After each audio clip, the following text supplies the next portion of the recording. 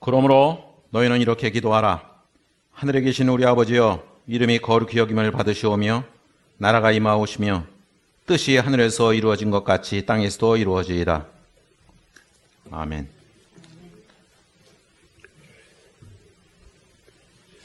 제자들이 예수께 나와서 우리에게 기도를 가르쳐 주소서라고 요청했을 때 예수께서 가르쳐 주신 기도는 우리가 주기도문이라고 하죠. 주기도문의 첫 번째 기도는 하늘에 계신 하나님 아버지의 이름이 거룩히 여김을 받게 하소서였습니다. 오늘은 지난번 설교에 이어서 주기도문의 두 번째 기도에 대해서 여러분과 말씀을 함께 나누려고 합니다. 자, 오늘 두 번째 예수께서 기도하라 하신 내용은 오늘의 설교 제목이기도 하죠. 나라가 임하시오며. 이게 두 번째 기도입니다. 즉 주기도문의 두 번째 기도는 주님의 하나님의 나라, Kingdom of God이라고 불리우는 나라에 대한 기도예요. 제일 먼저 우리가 하나님에 대해서 기도할 제목은 이름이었습니다. 이름이 거룩히 여김을 받게 해달라. 두 번째 기도할 것은 나라입니다. 왕국, 나라가 이루어지려면 먼저 왕이 있어야 돼요. 왕이 없는 왕국은 있을 수가 없죠. 그러니까 킹이 없는데 킹덤이 나올 수가 없는 거예요. 누구라는 이름이 있을 때 그 이름이라는 그 배너, 그 깃발 아래 사람이 모일 때 그게 나라가 되는 거거든요. 어떤 깃발이 먼저 서야 되고 누구의 이름이 먼저 서야 되고 어떤 왕이 나와야 그 왕을 중심으로 왕국이 형성되는 것처럼 먼저 하나님 아버지의 이름이 있어야 되고 그 다음에 그 이름을 중심으로 형성된 하나님의 나라가 생기는 겁니다. 세상에는 수많은 나라가 있죠. 역사적으로 봐도 정말 엄청난 열강들, 제국들이 일어났다 사라지고 수많은 나라들이 생겨나고 없어졌고 하지만 크게 보면요, 나라는 두 가지밖에 없습니다. 하나님의 나라 그리고 세상 나라입니다.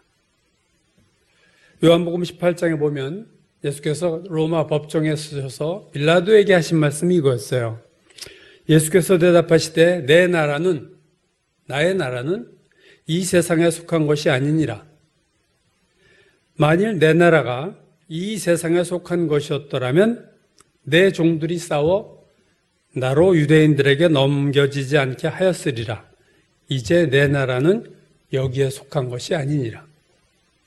그러니까 예수 그리스도의 나라, 하나님의 나라는 따로 있다는 거예요. 이 세상 나라와 전혀 다른 차원의 나라가 있다는 거죠.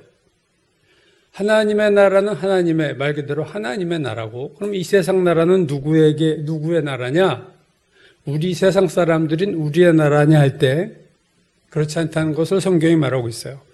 예수께서 공생애를 시작하시기 전에 광야에서 40일 금식하시고 마귀에게 3번의 시험을 받으신 적이 있는데 그 3번 중에 한 번에서 마귀가 예수님께 이렇게 얘기를 했어요. 누가복음 4장 5절 6절 마귀가 또 예수를 이끌고 올라가서 순식간에 천하만국을 보이면서 뭐라고 말했냐면 이 모든 권위와 영광을 내가 내게 주겠다. 예수 너에게 주겠다. 이것은 이 천하만국의 권위와 영광은 내게 넘겨준 것이므로 내가 원하는 자에게 준다. 마귀는 천하만국이 자기에게 넘겨졌다 이렇게 얘기를 했어요. 우리가 로마서에서 보았듯이 한 사람으로 말미암아 세상에 죄가 들어왔다. 세상에 아담과 이브의 범죄로 인해서 그 아담으로 말미암아 죄인으로 말미암아 죄가 세상에 들어왔다. 죄가 세상에 들어왔다는 얘기는 마귀가 세상에 들어왔다는 얘기고 세상에 들어온 마귀가 이 세상을 쥐고 흔들게 되었다. 그 말이죠. 그 순간 아담의 타락 순간 이 세상 천하만국은 마귀에게 넘겨져 버렸어요. 마지막 만찬 할 때 예수께서 제자들에게 이런 말씀하셨습니다. 요한복음 14장 30절 이후에는 내가 너희와 말을 많이 하지 아니하리니 이 세상 임금이 오겠습니다. 이 세상 임금이 올 거다. 이 세상 임금이 누구겠어요? 마귀입니다. 예수께서 십자가에 이제 잡히러 가시는 이 사건에 있어서 이제 마귀가 전면에 등장해서 이 일을 주도하고 있는 거예요, 지금. 세상 임금이 이제 올 거다. 나를 십자가에 못 박는 일에 세상 임금이 와서 이 모든 이 나를 죽이는 일을 주도할 거다라는 말씀을 예수께서 하시고 있어요. 마귀를 세상 임금이다. 세상의 왕이다. 예수께서 직접 얘기를 하신 거예요. 마귀는 세상의 권력을 가지고 돈을 가지고 쾌락을 가지고 수많은 인간들을 자기의 수하로 마음대로 부려먹는 세상에서 왕노릇을 하고 지금도 이 세상을 벼락하고 있습니다. 하나님의 나라, 그 나라는 어디에 있느냐? 히브리서 11장 16절, 그들이 이제는 더 나은 본향을 사모하니 곧 하늘에 있는 것이다. 하늘에 있다.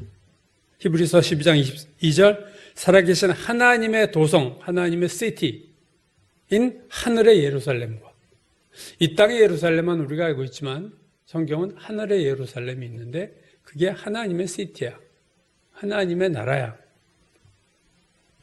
즉 하나님의 나라는 이미 존재합니다. 다만 하늘에 존재해요. 즉 이 땅에는 아직 하나님의 나라가 완성되지 못한 거죠. 이 하나님의 나라가 하늘에 있는데 이제 이 땅에도 하나님의 나라가 이루어져야 되는데, 그렇다면 이 땅에 하나님의 나라가 어떠한 방식으로 이루어지느냐 하는 거죠. 어거스틴이 그의 역작이 있습니다. 우리는 참회록을 많이 알고 있지만 그 신학적으로 위대한 책은 하나님의 도성이라는 유명한 책이 있어요. City of God. 이 책에서 어거스틴은 그가 살고 있는 시대가 천년왕국이다 이렇게 얘기를 했어요. 어거스틴의 말에 의하면 로마 캐톨릭 교회가 다스리는 이 땅이 곧 하나님의 왕국, 하나님의 나라다 이렇게 얘기를 했습니다.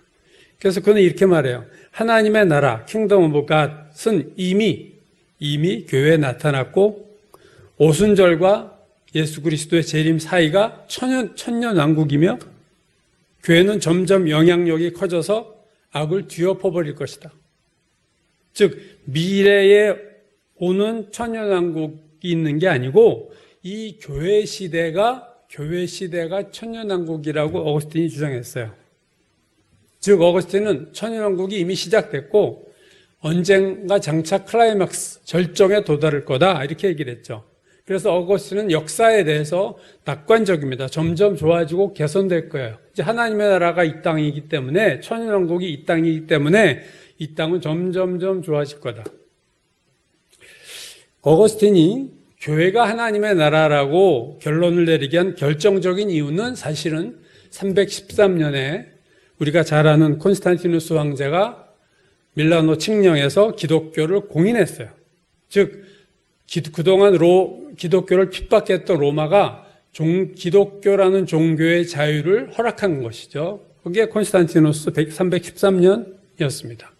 그리고 어거스틴이 38살 되던 해인 392년에 데오도시우스 황제가 기독교를 로마의 국교로 정했어요. 이제는 로마 제국의 나라의 종교가 기독교가 된 것이 어거스틴이 38살 때입니다. 그러니까 이제 어거스틴이 볼 때는 이 로마 제국은 엄청난 때니까 그때가 온 세상이 기독교 국가가 된 거예요. 그래서 어거스틴은 하나님의 나라가 드디어 이 땅에 이루어지고 있구나라고 확신을 한 겁니다. 그래서 그는 이 나라가 천년왕국이고 이 땅이 교회시가 하나님의 왕국이 형성된 거다 이렇게 확신을 한 거죠. 사람은 자기가 살고 있는 시대를 벗어나기 어렵습니다. 어거스틴 역시 자기의 시대를 벗어나지 못했어요. 그 자기가 살던 시대를 보고 천년왕국을 평가하고 해석한 거죠. 어거스틴뿐 아니라 메이플라워를 타고 신대륙을 발견한 청교도들도 미국 아메리카 대륙이 하나님의 나라라고 여겼어요. 그들은 그러니까 미국이 국교 아니에요? 지금은 달라졌지만 기독교가 국교가 됐고 독립선언문이 기독교 사상이 깔려 있고 지금도 미국의 대통령 선서를 할 때는 성경에 손을 얹고 기도함. 선언을 하는 나라예요. 초창기에는 미국이 완전히 기독교 국가. 야, 이제 드디어 이 아메리카가 하나님의 나라가 임하는구나라고 그들이 다 그렇게 생각했었어요. 그러나 역사는 변하죠. 로마 제국이 하나님의 나라입니까, 지금? 지금 과거에 로마 제국이었던 현재 유럽이 기독교 교회가 다 문을 닫는 형편이고, 미국이 지금 하나님의 나라입니까? 그렇지 않죠. 미국은 완전히 옛날의 미국이 아닙니다. 그래서 그들이 다 사실은 자기가 사는 시대를 보고 성경을 해석하다 보니 그런 에라가 사실은 나오는 거예요.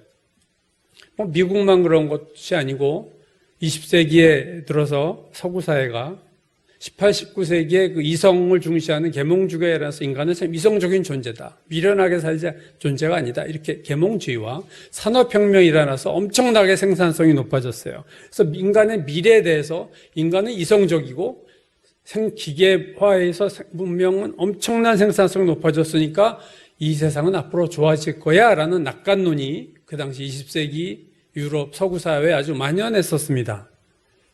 그래서 노벨 평화상을 받은 영국의 노만 엔젤이라는 당시의 사람은, 낙관론자는 엄청난 살상 무기를 가진 인간이 또다시 전쟁을 할 바보가 있겠느냐. 그래서 앞으로 전쟁은 절대로 일어나지 않을 것이다라고 그렇게 그 세계 평화가 온 거다라고 주장을 했는데, 그 세계 평화가 올 거다라는 낙관론이 절정에 이르렀던 1914년에 제1차 세계대전이 터졌어요. 25년 후에 제2차 세계대전이 터졌어요.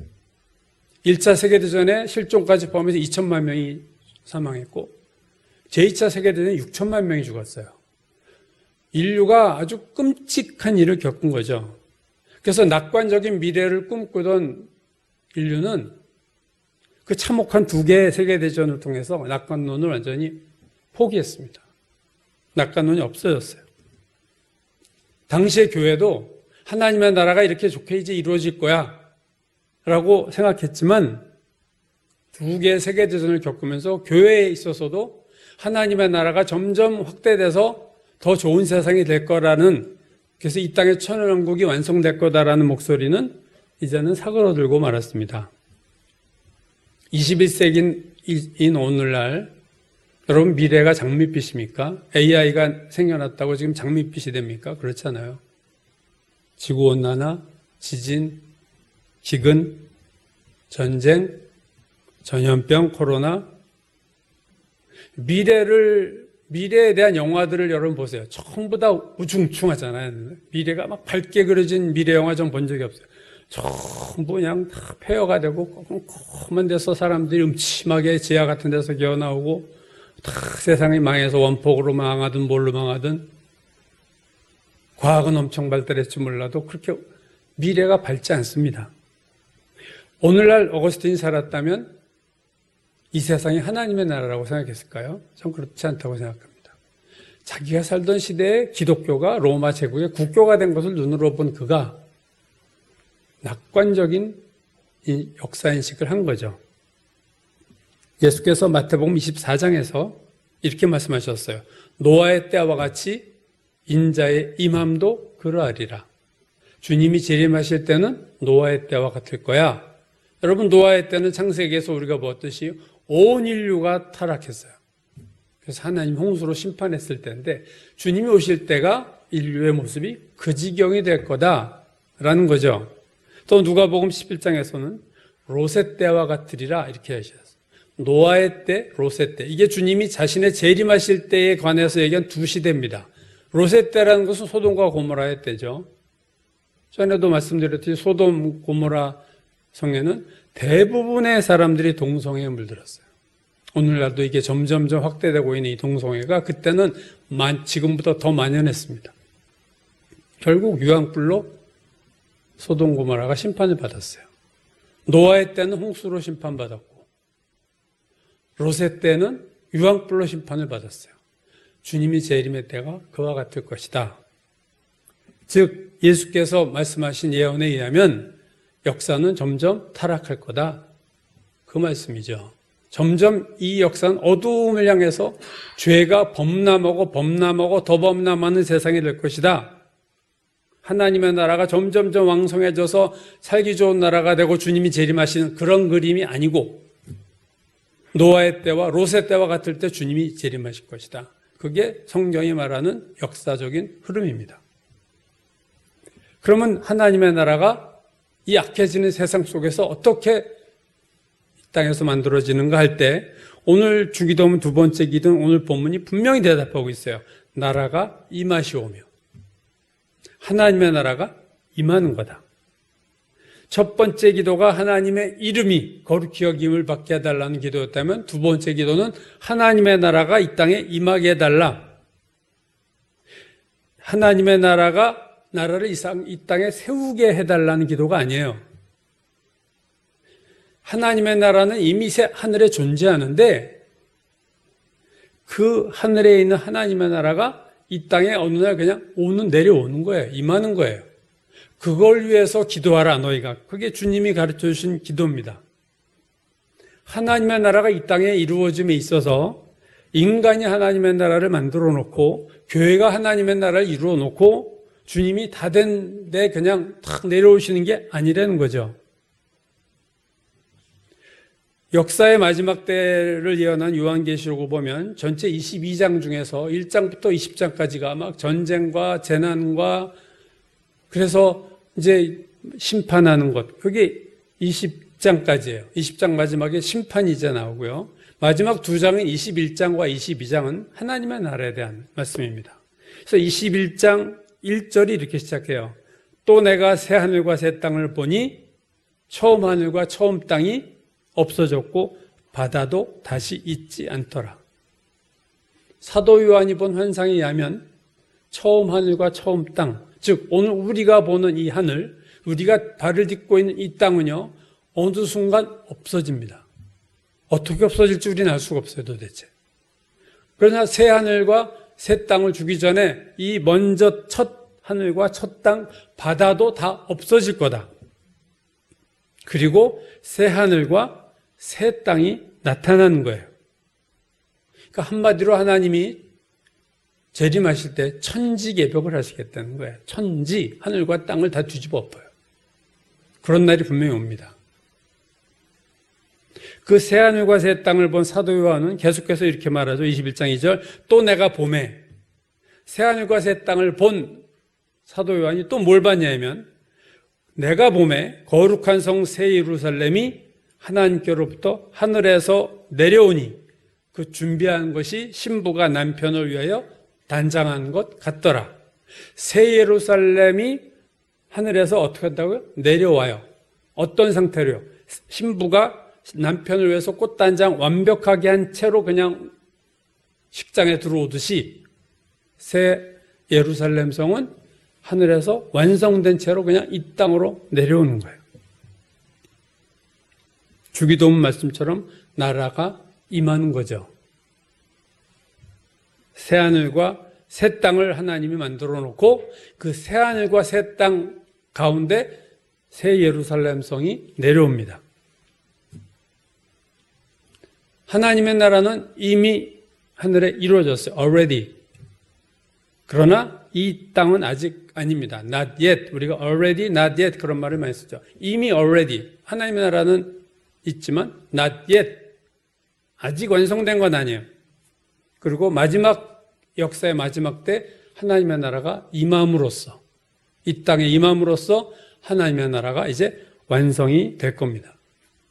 요한계시록 11장 15절이 이렇게 말씀하고 있어요. 일곱째 천사가 나팔을 불매 하늘에 큰 음성들이 나서 이르되 세상 나라가 우리 주와 그의 그리스도의 나라가 되어 그리스도가 세세토록 왕노릇 하시리로다. 이게 뭐예요? 하나님의 나라죠 지금. 근데 어떻게 됩니까? 세상 나라가 그리스도의 나라가 된다. 사탄이 활개를 치고 지배하는 지금 이 세상 나라가 하나님의 나라가 임할 때 이 세상 나라는 하나님의 나라에 흡수 통합되는 거예요. 그래서 하늘과 땅 모두에서 하나님의 나라가 이루어지는 겁니다. 그 하나님의 나라가 언제 온다고요? 그게 예수님의 재림이에요. 여러분 예수님이 2000년 전에 이 땅에 오신 초림의 목적이 뭡니까? 예수께서 2000년 전에 왜 오셨어요? 이 땅에? 구원입니다. 초림의 목적은 절대적으로 죄인들의 구원이에요. 그래서 세례 요한이 예수께서 지나가는 걸 보고 이렇게 얘기했죠. 보라, 세상 죄를 지고 가는 하나님의 어린 양이다. 죄물이다. 제물양. 세상 죄를 다 짊어지고 인류의 죄를 가지고 제사로 바쳐질 제물, 어린 양이다. 이사야도 초림의 메시아에 대한 예언을 이렇게 얘기했어요. 곤 모양도 그는 고 모양도 없고 풍채도 없은즉 흠모할 만한 아름다운 것이 없다. 그는 멸시를 받아 사람들에게 버림받았으며 간고를 많이 겪었으며 질고를 아는 자라. 마치 사람들이 그에게서 얼굴을 가리는 것 같이 멸시를 당하였고 우리도 그를 귀히 여기지 않았다. 초림의 메시아는 십자가에 못 박히고 처참하게 우리와 똑같은 연약한 인간의 몸을 가지고 왔어요. 그러나 재림의 두 번째 오실 분은요, 이제는 그런 식으로 안 오십니다. 만왕의 왕으로 오세요. 초림에서는 말구 위에서 나셨지만 다시 오실 때는요, 그를 찌른 자도 그를 보리라. 십자가에서 허리에 창을 찌른 로마 병정도 그를 보리라. 전 세계 어디에서나 보이는 초자연적인 재림입니다. 요한계시록 19장에 보면 적그리스도의 군대가 모여서 하나님의 군대와 싸우는 장면이 나오는데요. 하늘에 있는 군대들이 세마포인 옷을 입고 예수 그리스도를 뒤쫓아서 이렇게 내려오는데 그 백마를 타고 앞에서 오시는 예수 그리스도의 모습을 요한계시록 19장 16절이 이렇게 묘사해요. 그 옷과 그 다리에 이름을 쓴 것이 있으니, 예수 그리스도의 옷과 예수 그리스도의 다리에 이름이 쓰여 있는데 만왕의 왕이요 만유의 주라 하였더라.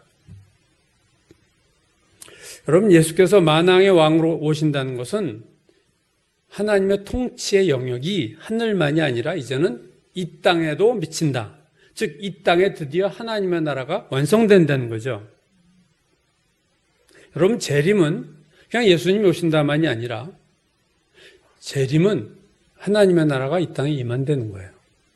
예수께서 오심으로 하나님의 나라가 이 땅에 임함으로 주기도문 두 번째 기도가 이루어지고 온 우주가 하나님의 나라가 된다 하는 의미가 예수님의 재림입니다.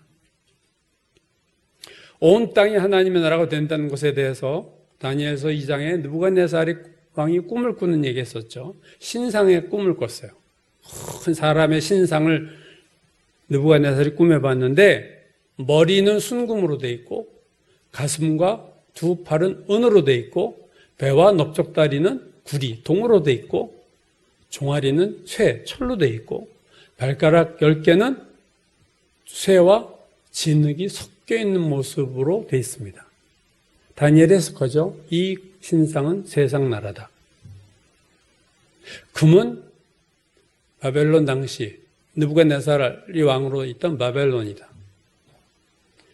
가슴 그리고 두 팔인 은은 그 다음에 페르시아, 이게 그레이트 파워스, 대제국들을 얘기하는 거예요, 지금.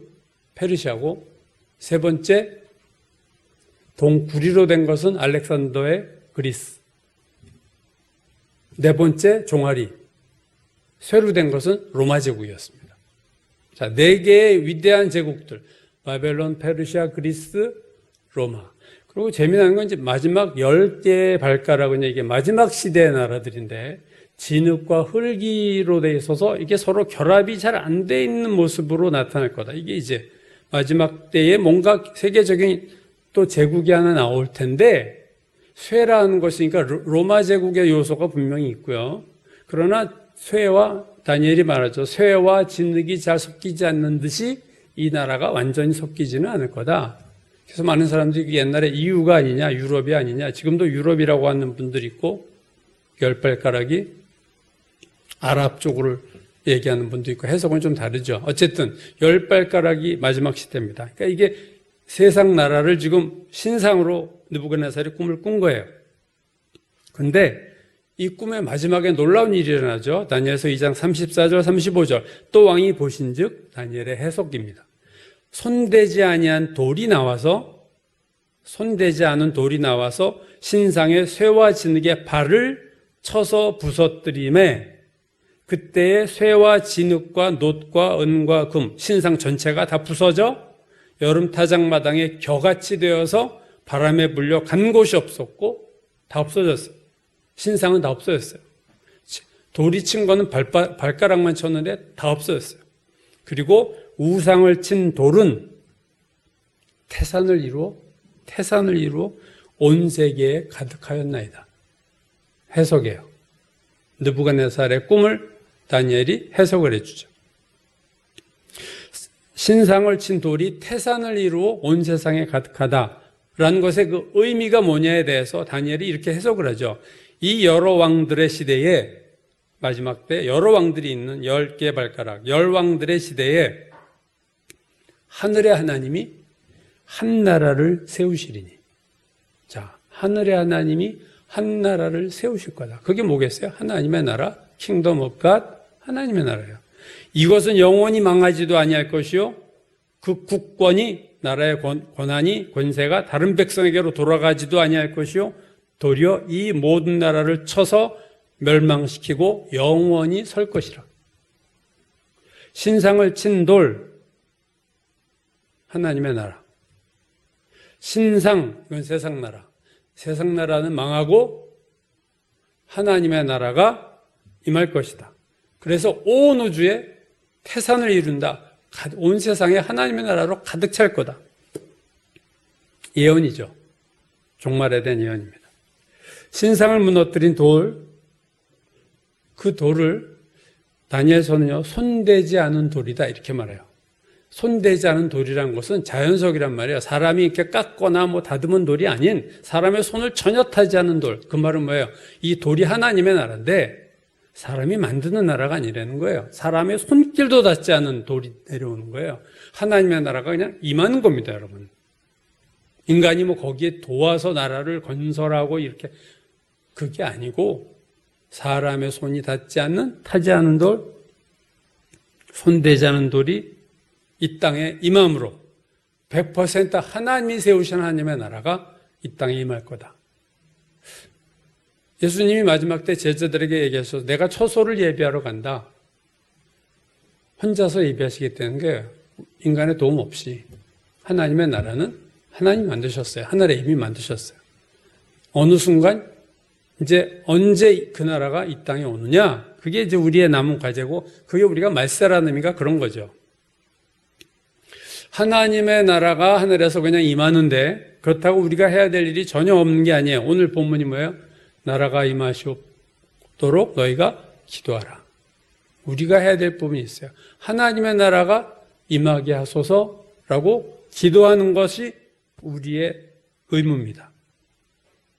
하나님의 이름에 대한 기도, 이름이 거룩히 여김을 받게 하소서와 함께 두 번째, 하나님의 나라가 이 땅에 임하게 하소서, 이게 우리가 해야 될 두 번째 기도입니다. 근데 기도하는 게 전부가 아니에요. 주기도문의 기도 말고 주기도문의 기도를 우리가 해야죠. 나라가 임하시오며 이 기도해야 되는데 그거 외에 또 하나 우리가 해야 될 게 있습니다. 마태복음 12장에 보면은 예수께서 귀신 들린 사람을 고쳐주신 적이 있어요. 그러자 바리새인들이 뭐라고 비난하냐면 예수에게 귀신의 왕이 들어갔다. 왕마귀가 들어가서 귀신의 왕이 들어가서 귀신들 쫓아내고 있는 중이야. 이렇게 얘기를 하니까 예수께서 그렇게 대답하시죠. 그러면 사탄의 나라가 어디 제대로 서겠냐. 자기 왕이 자기 쫄게 죽이면 그게 나라냐. 그럴 리가 없다. 사탄의 나라도 그런 체계는 아니다. 하시면서 이런 말씀하셨어요. 마태복음 12장 28절. 그러나 내가 하나님의 성령을 힘입어 귀신을 쫓아내는 것이면 하나님의 나라가 이미 너희에게 임했느니라. 놀라운 말씀이죠. 귀신이 쫓겨난 것이 이퀄 하나님의 나라가 임했다는 거예요. 지금 이미 임했다는 거예요. 앞으로 임할 것이다가 아니고 귀신이 쫓겨나는 이 순간 하나님의 나라가 이미 너희에게 임했다. 마귀는 아직 이 세상에서 임금 노릇하고 있죠. 세상 임금입니다.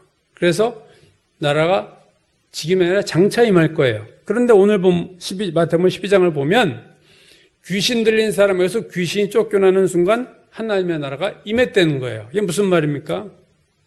한 나라, 즉 킹덤, 왕국이 설립되려면 몇 가지 요소가 있어야 돼요. 하나는 국민이 있어야 되죠. 두 번째는 영토가 있어야 되고, 세 번째는 통치자, 왕이 있어야 돼요. 다스리는 왕이 있어야 돼요. 그러니까 왕국의 세 요소, 영토, 국민, 왕, 이 셋 중에서 제일 중요한 건 앞에서도 얘기했지만 먼저 왕이 있어야 돼요. 통치자가 있어야 돼요. 여러분 귀신이 들렸다는 거는, 여러분 귀신 들린 사람 본 적 있는지 모르겠지만 귀신 들렸다는 거는요, 영어에서 possessed라는 단어 썼어요. demon possessed, 즉 demon, 귀신이 사로잡았다, 소유했다, possess. 즉 귀신 들린 자는 귀신의 소유예요. 귀신의 나라가 된 거예요. 그 사람이 그의 소유물이 된 거예요. 근데 그 귀신이 쫓겨났다는 거는 그 사람이 이제는 더 이상 귀신의 지배를 받지 않는 거죠. 그가 이제 하나님의 지배를 받는 자가 됐다는 거예요. 즉 그 사람은 귀신이 쫓겨나는 순간 하나님의 나라가 된 거예요. 그에게 하나님의 나라가 임한 거예요. 여태까지 귀신 나라에서 귀신의 소유가 되었던 그 영혼이 예수를 믿을 때, 한 영혼이 예수를 믿을 때 하나님의 나라가 그 사람에게 임하는 건 놀라운 거죠. 여러분, 한 영혼이 예수를 믿는다는 게 얼마나 중요합니까? 근데 오늘 그 마태복음 12장에 보면은요, 그 귀신이 어떻게 나갔는가 보면 예수님이 이런 말씀하셨어요. 사람이 먼저 강한 자를 결박하지 않고서야 어떻게 그 강한 자의 집에 들어가 세간을 강탈하겠느냐? 결박한 후에야 그 집을 강탈하리라.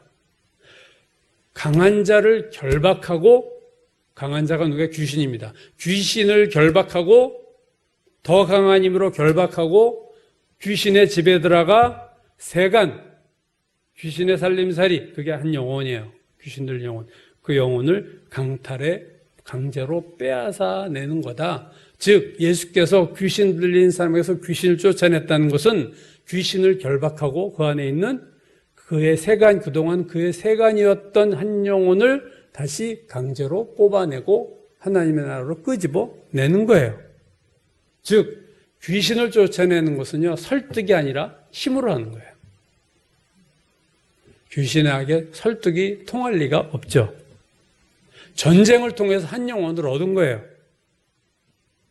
한 영혼이 돌아오는 것은 하나님의 나라가 이 땅에 전체적으로 임할 날은 아직 멀었지만 부분적으로 하나님의 나라가 지금 이루어지고 있습니다. 어떻게 해요? 한 영혼이 하나님께 돌아옴을 통해서. 우리가 전도가 얼마나 중요한 것인가를 여기서 보게 되는데, 전도에서 그 영혼이 그가 하나님을 믿고 교회에 나오게 됐다는 얘기는 하나님의 나라가 임한 거고, 하나님의 나라가 부분적으로지만 임했고 하나님의 나라가 확장된 것을 의미합니다. 그래서 아까 우리 찬송에서도 그 생키의 그 노래 한 어린 양 하나에 대한 찬양을 했지만, 누가복음 15장 7절 보면 예수께서 이런 말씀하셨어요. 죄인 한 사람이 회개하면 하늘에서는 회개할 것 없는 의인 99으로 말미암아 기뻐한 것보다 더하리라. 한 영혼이, 죄인 한 사람이 회개해서 돌아올 때 하늘에서는 놀라운 큰 기쁨이, 잔치가 벌어질 거다. 선교사님들의 사역이 귀한 이유가 바로 그겁니다. 전선에 나가 있는 거 아니에요. 최전선에서 지금 영혼을 구원하는 싸움을 하고 있는 게 얼마나 귀합니까? 하나님의 나라가 지금 확장되냐 마냐의 싸움을 하고 있는 거예요. 그러나 여러분, 우리가 선교사처럼 멀리 가지 않아도 내 주변에 있는 사람들에게 복음을 전하고 전도하는 거가 하나님의 나라를 확장하는 겁니다. 여러분, 한 사람 전도해 본 분 알 거예요. 이거 거저되는 일이 없어요. 전쟁을 치러야 됩니다.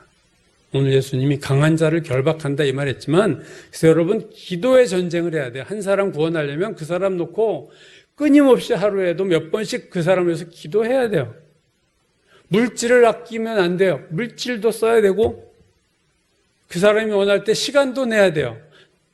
물질도 안 내고 시간도 안 내고 기도도 안 하면서 전후한다? 그럴 리가 없죠. 귀신이 자기 소유를 그냥 가져가라고 내어줄 리가 없는 겁니다.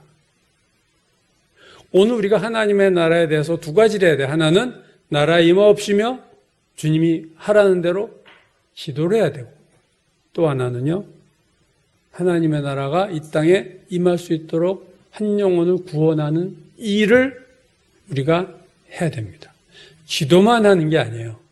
오늘은 기도에 대해서 예수께서 말씀하시니까 기도에 대한 내용만 했지 전도에 대한 내용을 얘기 안 하실 뿐이지 기도만 하면 된다는 의미는 아니라는 거죠. 하나님의 나라는 장차 저는 그렇게 멀지 않았다고 보는데 분명히 임할 겁니다. 그러나 지금도 하나님의 나라가 이곳저곳에서 부분적으로 임하고 있어요. 바로 영혼의 구원을 통해서 하나님의 나라가 이 땅에 임하고 있습니다. 그래서 우리는 하나님의 나라가 오소서 임하소서 하는 기도와 함께 사방에 내 아는 사람부터 복음 전하는 일을 여러분 하고 사는 것이 하나님의 나라를 위해 사는 삶이 되는 겁니다. 먼저 가족 중에서 믿지 않는 가족을 놓고 여러분 가족은 더 어려워요. 기도 엄청 하셔야 됩니다. 믿지 않는 친척을 위해서 친구들을 위해서 매일매일 기도하셔야 돼요. 여러분 주변에 친한데 예수 안 믿는 친구 있고 여러분 친척 중에서 막 웃고 즐기고 얘기하지만 예수 안 믿는 친척 있으면요 그냥 웃고 즐기면 안 돼요. 기도하셔야 돼요. 그리고 찬스를 보셔야 돼요. 하나님 찬스를 주실 겁니다. 그때 마음문이 열릴 때가 와요. 그때 예수님을 나한테 뭐라고 하면 어떨까 이런 거 따지면 전도 한 번도 못해요. 그때 찬스를 잡아서 복음을 전해야 됩니다. 이것이 오늘 나라에 임하옵시며를 기도하라 하고 하신 예수님의 저는 진정한 뜻이다 생각해요. 시간을 들이고 물질을 들이고 인내를 해야 됩니다. 한 영혼이 바로 돌아오는 법은 없어요. 물론 그런 놀라운 일도 있지만 오랫동안 조금 저도 전도한 경험 보면 제 친구 하나 전도하려고 한 10년 찾아가고 물질 쓰고 대화하고 매일 기도하고 하루에도 여러 번 그 친구 놓고 하루에 2시간씩 정해놓고 2시간마다 기도하고 그렇게 산 사람이 예수를 믿는 거예요. 자, 나라가 임하옵시며 하나님의 나라가 임하기를 기도하라. 사실은 기도 이전에 중요한 게 있는데 기도하는 삶, 전도하는 삶의 출발점이 뭐냐면요. 하나님 나라에 대한 소망과 사모함이 나에게 먼저 있어야 돼요. 하나님의 나라를 사모하는 자가 하나님의 나라를 위해서 기도할 수도 있고 하나님의 나라를 사모하는 자가 하나님의 나라를 위해서 전도도 할 수 있는 거예요. 내 안에 하나님의 나라에 대한 사모함이 없다. 기도가 나오겠습니까? 전도를 하겠어요? 히브리서 11장 13절이야. 제가 여러 번 인용했던 구절이죠. 아브라함과 이삭과 야곱의 하나님 나라에 대한 사모함, 하나님 나라에 대한 사모함이 나오죠. 이 사람들은 다 믿음을 따라 죽었으며 약속을 받지 못하였으되 그것들을 멀리서 보고 환영했다. 멀리서 보고 환영했다. 4,000년 벌써 지금부터 전이니까 멀리서 본 거죠. 우리보다 훨씬 더 멀리서 본 거예요. 하나님 나라가 지금 더 가까이 왔으니까 그때는 얼마나 멀었겠어요. 멀리서 보고 환영하며 이 땅에서는 외국인과 나그네임을 증언하였으니 그들이 같이 말하는 것은 자기들이 본향 찾는 자임을 나타냅니다. 본향을 찾고 있다. 그들이 나온 바 본향을 생각하였더라면 돌아갈 기회가 있었으려니와 그들이 이제는 더 나은 본향을 사모하니. 여러분 아브라함이 하나님의 나라를 사모했어요. 4,000년 전에. 사도 베드로가 베드로서 3장 12절에서 이렇게 말하죠. 그날에 여호와의 날에 주님의 재림의 날에 하늘이 불에 타서 풀어지고 물질이 뜨거운 불에 녹아지려니와 우리는 그의 약속대로 의가 있는 곳인 새 하늘과 새 땅을 우리는 바라본다. 소망한다. 기다린다. 요한계시록을 쓴 반모섬에서 사도 요한이 요한계시록 마지막 10장 끝부분에서 이렇게 말했어요. 아멘 주 예수여 오시옵소서. 이 기도 여러분 하실 수 있겠어요? 지금 주님 지금 오십시오. 이 기도 여러분 하실 수 있겠어요? 아, 주님 좀 있다. 아직 제가 좀 할 일이 있는데. 그렇게 얘기 안 하실까요? 하나님의 나라가 이 땅에 임하소서라고 기도하라 하신 것은 먼저 너희가 하나님의 나라를 사모하라. 그런 의미가 담겨 있습니다. 왜냐하면요, 사모하면 기도하게 돼 있어요. 여러분 뭘 사모하면 그거 놓고 기도하게 돼 있어요. 기도는 사모함에 따르는 자연스러운 결과입니다. 하나님의 나라를 사모하는 자는 하나님의 나라가 임하기를 기도합니다.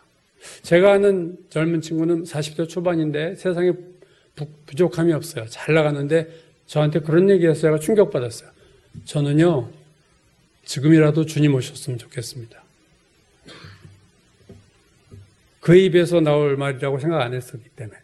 지금 만사가 잘 되고 잘 나가는 청년이 뭐가 아쉬워서 저는 지금 주님 오셨으면 좋겠습니다. 참 제가 은혜 받고 도전 받았어요. 사모함이 있는 거예요. 주의 재림에 대한 사모함. 하나님의 나라가 임함에 대한 사모함이 그의 마음에 있었다.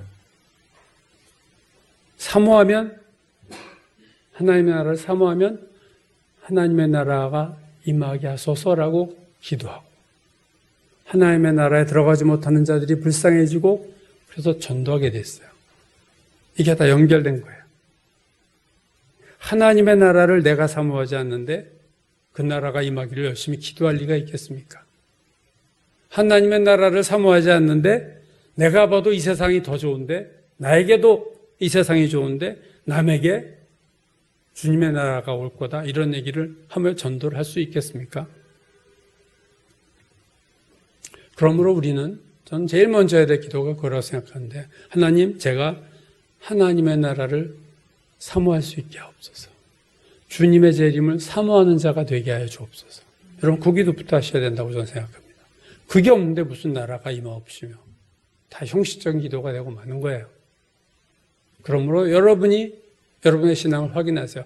건강한 신앙은요, 재림을 사모하는 겁니다. 이 땅에 함몰되어 있는 삶을 우리가 예수를 믿으면서도 많이 살고 있어요. 하나님의 나라에 관심도 없어요. 주님 다시 오신 것에 대해서 오히려 부담이 돼요. 이거는 우리의 신앙이 병든 겁니다. 초대교회 성도들은 주의 재림을 사모했어요. 우리부터 2000년 전에 살았던 그들이 주님의 재림을 사모했습니다. 오히려 주님의 재림이 가까울 때 롯의 때와 소돔의 고모라 같은 때가 되고 노아의 때와 같이 재림은커녕 먹고 마시고 사고 팔며 심고 집 짓고 소로도 사러 가야 하고 밭에 가야 하고 이루고 사는 되는 거예요. 모든 인간이. 교회도 거기에 휩쓸릴 수 있다는 거예요. 그러므로 우리가 정신을 차려야 됩니다. 하나님, 나이가 먼저 하나님의 나라를 사모하는 자가 되게 하시고, 두 번째, 그 나라가 임하기를 위해서 주님이 하라고 하신 이 기도를 하게 도와주시고, 세 번째, 내 주변의 사람들에게 하나님의 나라가 임할 수 있도록 내가 그 영혼을 놓고 기도하고 애쓰고 힘쓰게 하여 주옵소서. 이게 오늘 우리가 기도해야 될 모든 것이라고 생각합니다. 기도하겠습니다.